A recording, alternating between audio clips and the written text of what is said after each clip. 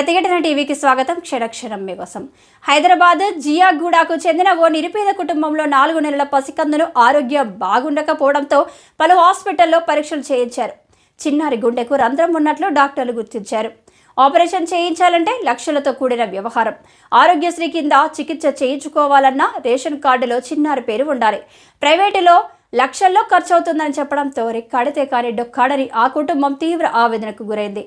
ఈ క్రమంలో బిడ్డతో సహా తల్లి సునీత మంగళవారం ఉదయం ప్రజాభవన్కు వచ్చి నోడల్ అధికారిని దివ్యను కలిశారు. తన చిన్నారి సమస్యను అధికారికి విన్నవించారు. సమస్య వినగానే నోడల్ అధికారిని దివ్య వెంటనే స్పందించారు. అక్కడే ఉన్న డాక్టర్లకు శిశువు బాధ్యతలు అప్పగించారు. చికిత్స ఖర్చులు ప్రభుత్వమే భరిస్తుందని, వెంటనే ఆరోగ్యశ్రీ కింద వైద్యం అందించాలని బంజారా హిల్స్లోని స్టార్ ఆసుపత్రికి సమాచారం ఇచ్చారు. తల్లి బిడ్డలను వైద్యుల పర్యవేక్షణలో ప్రజాభవన్లోనే ఉన్న అంబులెన్స్లో హాస్పిటల్కు తరలించారు. ఈ నిర్ణయంతో తల్లి సునీత ప్రజాభవన్లో వినతి పత్రాలు సమర్పించేందుకు వచ్చిన వారంతా హర్షం వ్యక్తం చేశారు. ప్రభుత్వం అంటే ఇలా ఉండాలి, కష్టమని వస్తే తక్షణమే సాయం చేసేలా వ్యవస్థలు ఉండాలని ప్రజలంటున్నారు.